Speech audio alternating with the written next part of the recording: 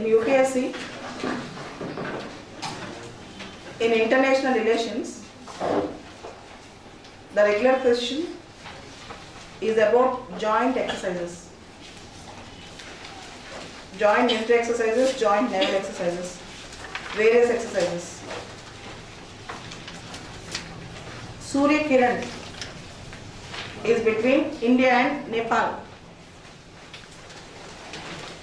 Surya Kiran is between India and Nepal. Sampriti, India and Bangladesh. Sampriti, India and Bangladesh. Mitra Shakti, India and Sri Lanka. Mitra Shakti, India and Sri Lanka. Nomadic elephant, India and Mongolia. Nomadic elephant between India and Mongolia. Mitra Shakti, India and Sri Lanka. Indra, India and Russia. Indra is between India and Russia. Varuna is between India and France. Varuna, India and France. Lamitai, Lamitai, Tye, also you can write like that. Lemiti, Lamity, India and Seychelles. India and Seychelles. Prabandh Dostik. Prabandh Dostik, India and Kazakhstan. India and Kazakhstan. 2 days back we have discussed Indian naval exercise with Oman. Nasim al Bahar. Naval exercise between India and Oman. Nasim al Bahar. NASEEM. Nasim al Bahar. India and Oman. Garuda Shakti. Garuda Shakti. Garuda Shakti. India and Indonesia. Garuda Shakti, India and Indonesia. Yudh Abhyas. Yudh Abhyas, India and USA. Yudh Abhyas, India and USA. Desert Eagle. Desert Eagle, India and UAE. Desert Eagle, India and UAE. Malabar, India, USA and Japan. Malabar, India, USA and Japan. Haath se haath, hand in hand. Haath se haath, hand in hand, India and China. Haath se haath, hand in hand, India and China. Simbex, SIMBEX, India and Singapore. Simbex, India and Singapore. AUSINDEX, AUSINDEX, AUSINDEX, India and Australia. India and Australia. Ajaya Warrior. Ajaya Warrior, India and UK. Ajaya Warrior, India and UK. Kanjar, KHANJAR, Kanjar, India and Kyrgyzstan. Kanjar, India and Kyrgyzstan. India and Kyrgyzstan. Apart from what all you are discussing every day in the current affairs joint exercises, this is the list of some important exercises which you have to remember. Kulbhushan Jadhav was allowed to meet his family for 40 minutes. Kulbhushan Jadhav, who is in Pakistan, in the custody of Pakistan was allowed to meet his family for 40 minutes. One of the positive signs is that he is alive. He was allowed to meet his family. If India can run its effective diplomacy now, we can protect our Kulbhushan Jadhav. As you all know, Kulbhushan Jadhav there was allegation on him that he was acting as a spy for India. As Indian government disowned him, he is not a spy, but the case went up to ICJ, International Court of Justice. In fact,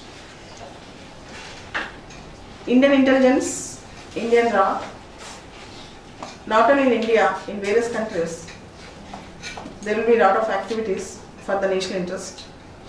Some will be told openly, some will be closed because of various security reasons.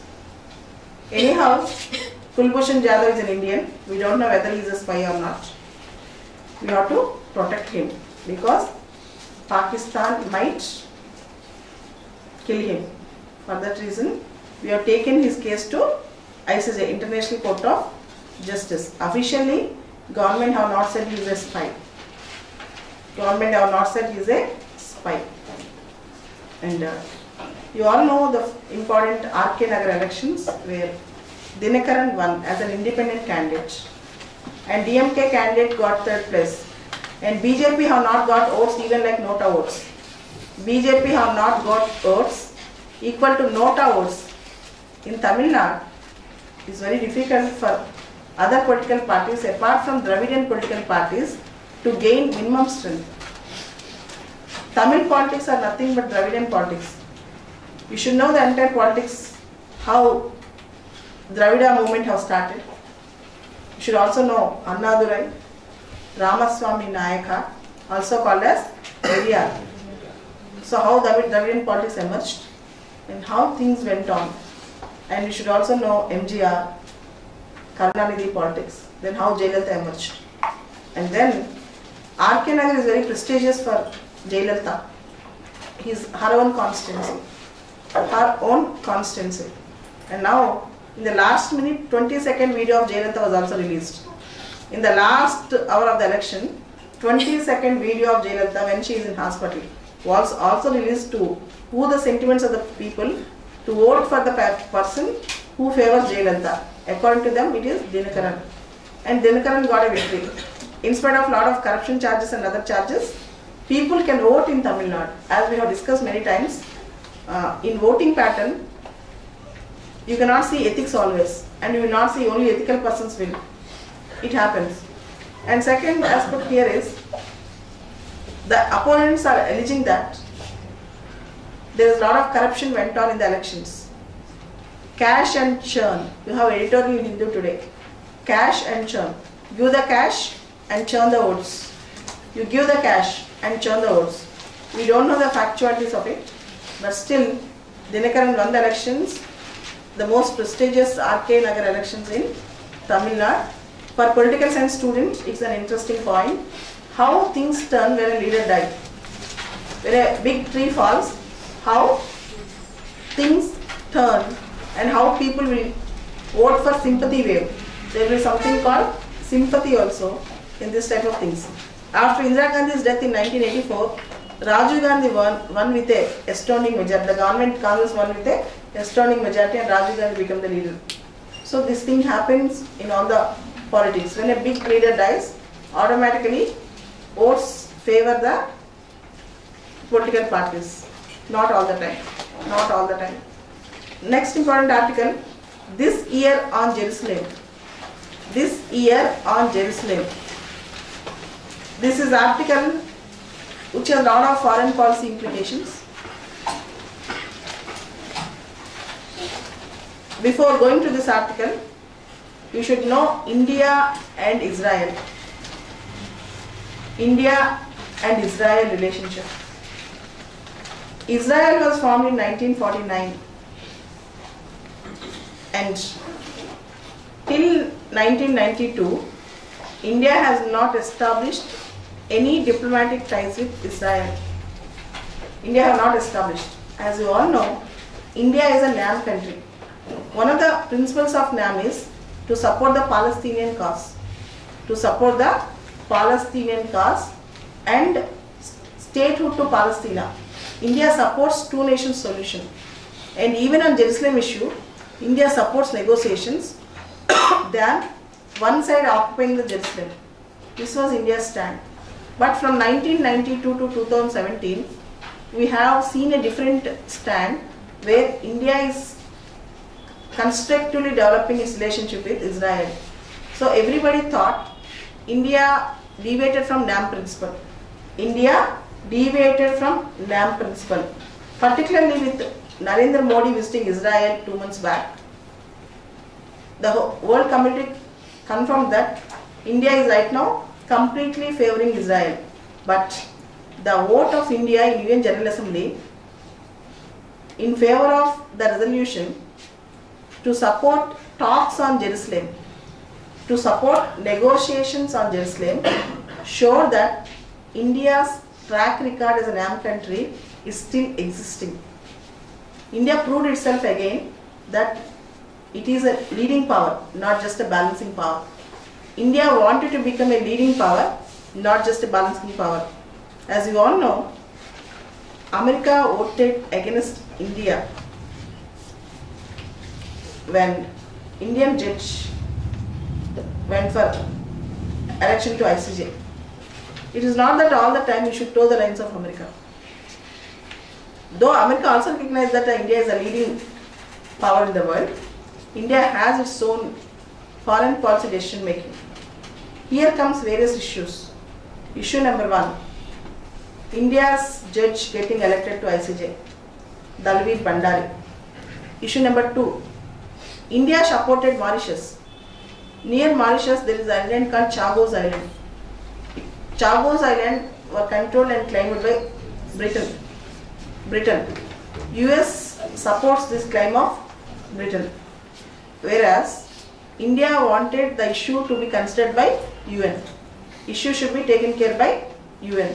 So the Mauritius issue, India supported in the UN that Mauritius can go to the UN for its consideration of the issue.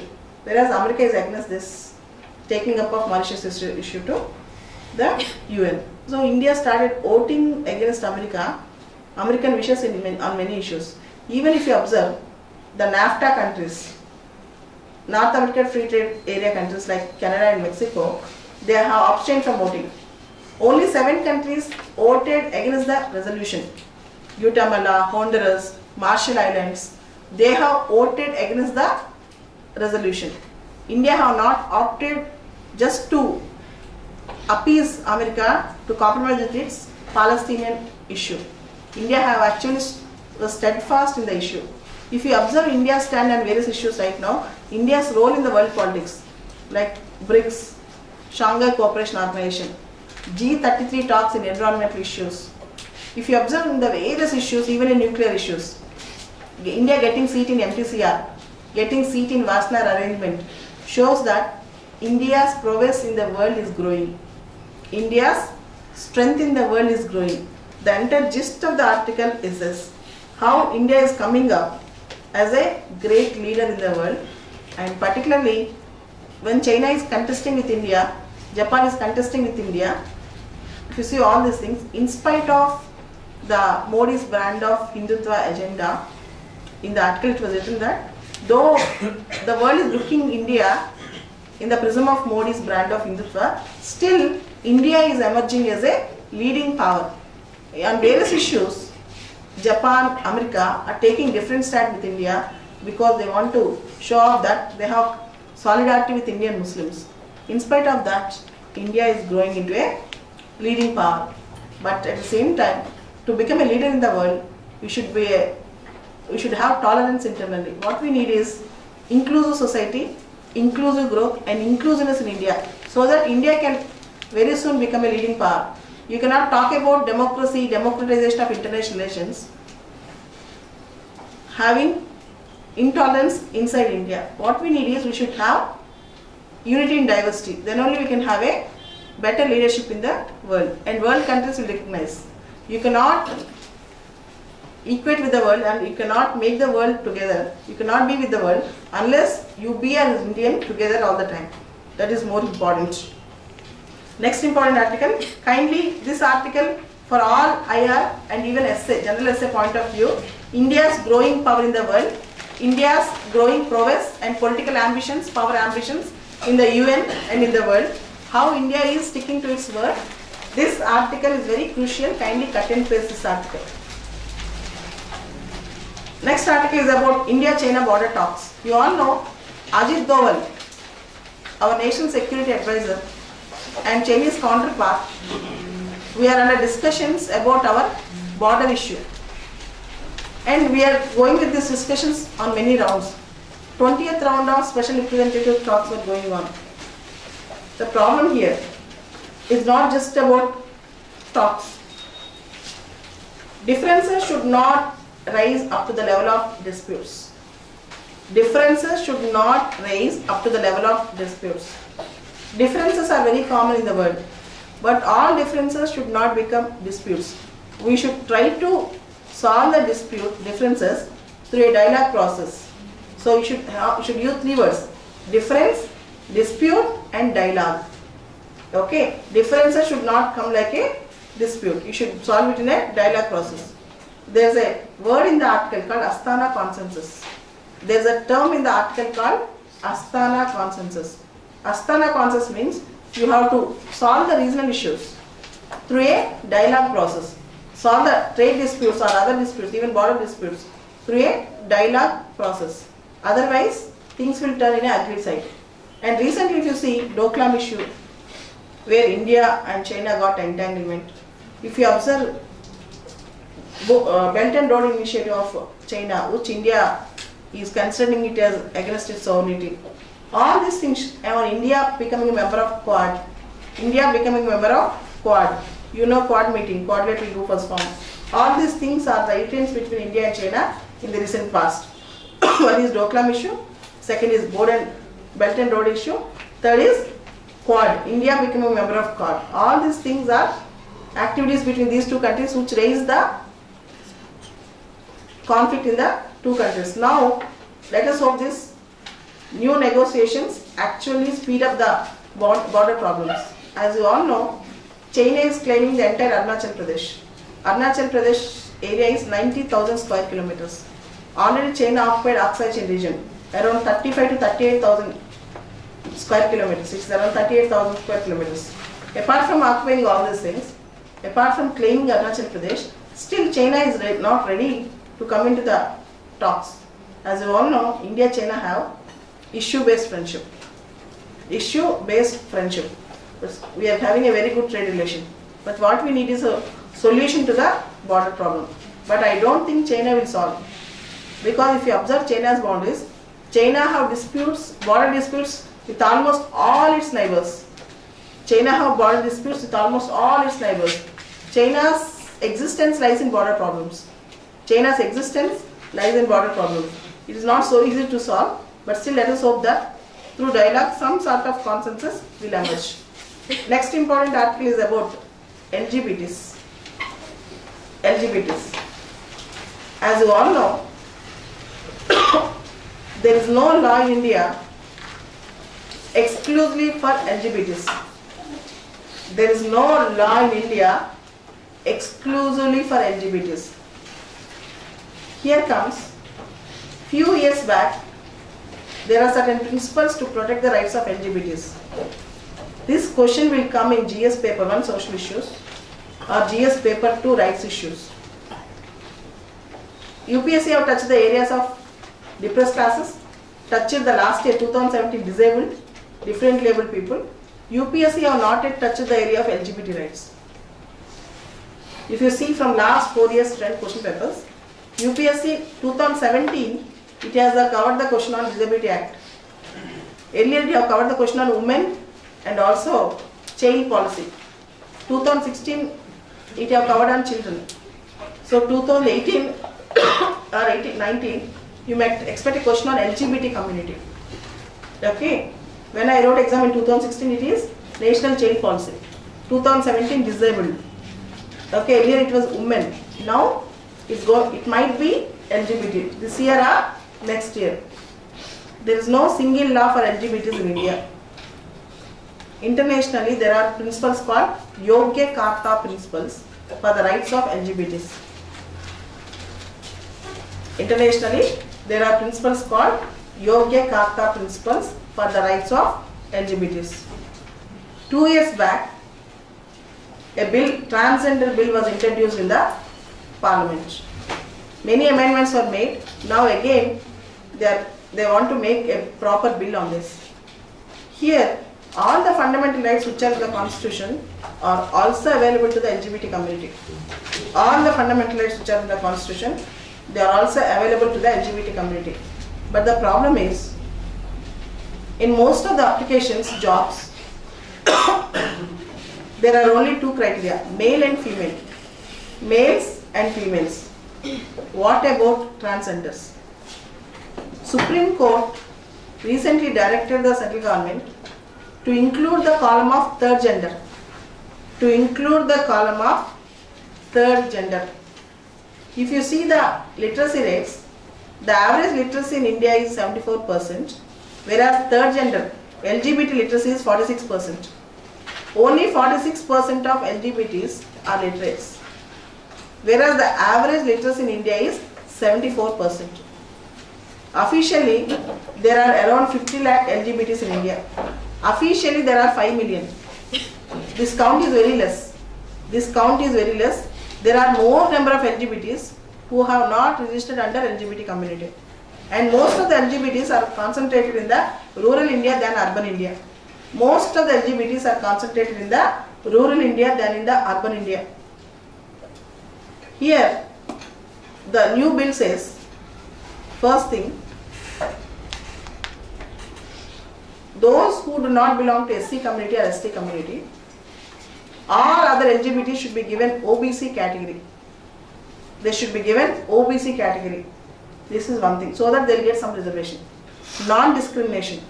Non-discrimination in jobs and in rental houses, in treatment, in various health and hygiene issues, they should not be discriminated. But the major contention is in the article, if X wanted to get a LGBT certificate, transgender certificate, if X wanted to have a transgender certificate, in most of the foreign countries, self-certification is sufficient. If I certify myself that I belong to this community, that is enough in most of the foreign countries. Because generally no one, if they don't belong to that community, certify themselves as LGBT. It's an embarrassing situation. Nobody will do that. But unfortunately, in India, we need to have medical tests, medical reports, and it should be signed by a in substates district collector like body after considering all the medical reports. That is a long and cumbersome process. So self-certification should be enough if anybody wanted to claim that he belonged to that LGBT or transgender community. This is more important. And second important thing in this case is Section 377 of Indian Penal Code. Section 377 of Indian Penal Code. Section 377 punishes unnatural offences. Punishes for offences which are against nature. Sexual offences which are against nature. Intercourse between a man and a woman is considered as natural. Intercourse between a man and a woman, and man, that is a person and other living creature, is considered as unnatural. And Section 377 punishes for unnatural offence. Gives punishment for unnatural offence. The question is, they have right to privacy. If two consented individuals, whether males or females, if they go for unnatural relationship, why should government or courts should punish them? This is a question. But the Supreme Court in Suresh Kumar Kaushal case told it is constitutional. We can punish them. Section 377 is constitutional, we can punish them. The reason is, when something is an aberration, when something is an exception, if you accept it, it will become a rule. When something happens here and there, very rarely, but still if you accept it, if you legalize it, and it will become a rule and everybody will question it, everybody will follow it, and everybody will claim it as a right. Everyone will claim it as a right. This is the entire argument, and here they have given an example, Kochi metro example. Kochi metro example. Sometimes we are encouraging LGBTs to get employment. Even in Kochi metro, they have employed 23 transgender persons, but most of them left because the salaries they get, the basic amenities they need, they have to pay more cost, because world will not readily accept LGBT community. World will not readily accept LGBT community. Remember that. There are few things which you have to think it of. We will become transgenders by accident, not by choice. Not by choice, but world will discriminate just by birth. By seeing their birth, world will discriminate. This is bad. Next important article is about the rise and fall of the WTO. The rise and fall of WTO.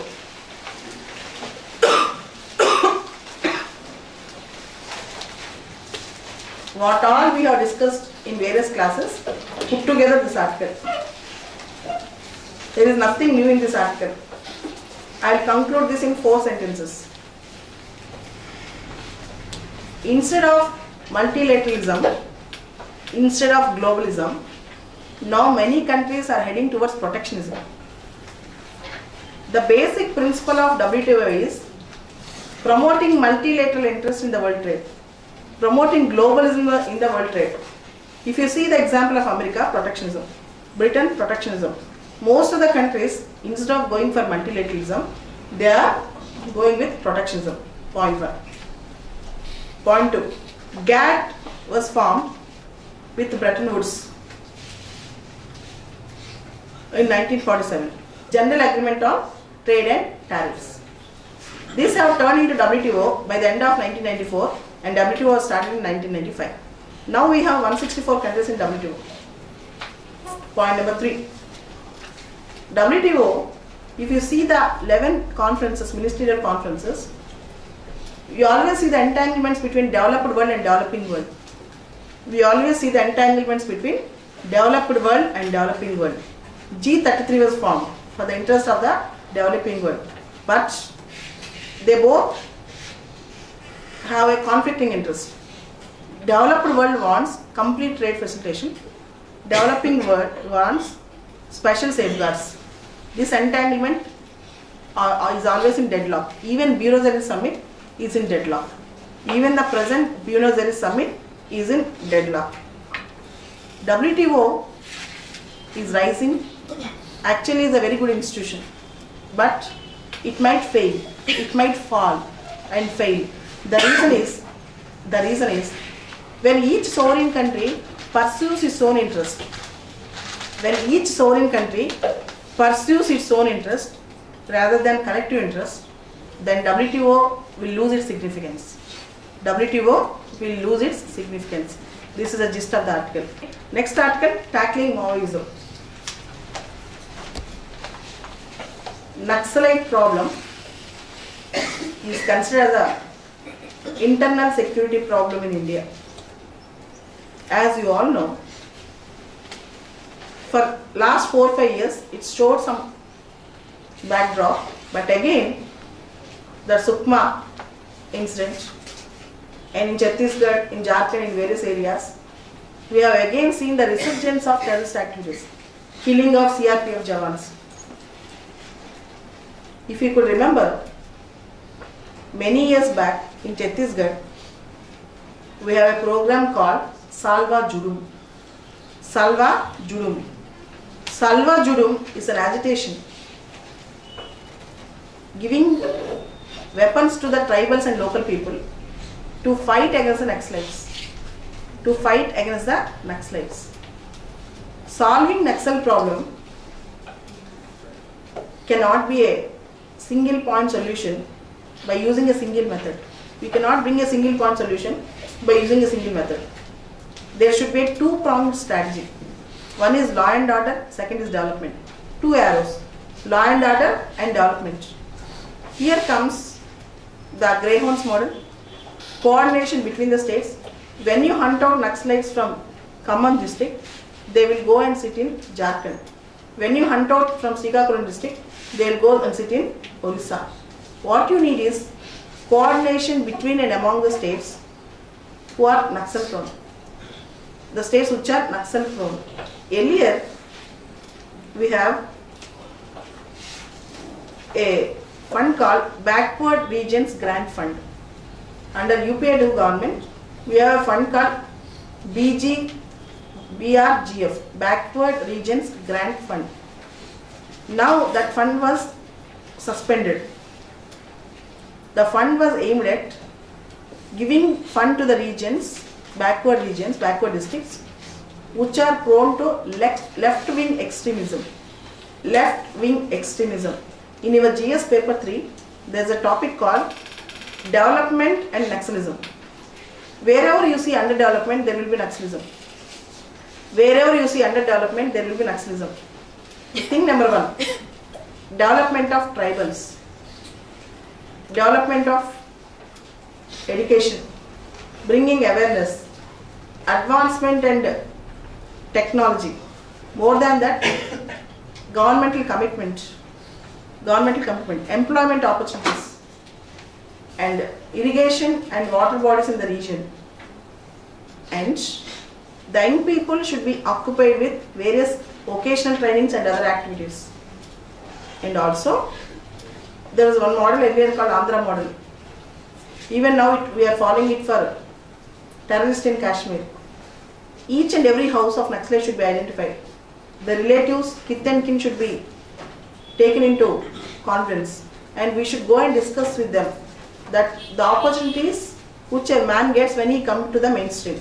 If we follow all these methods, and particularly tribal development, will actually bring the results in solving the Naxal problem.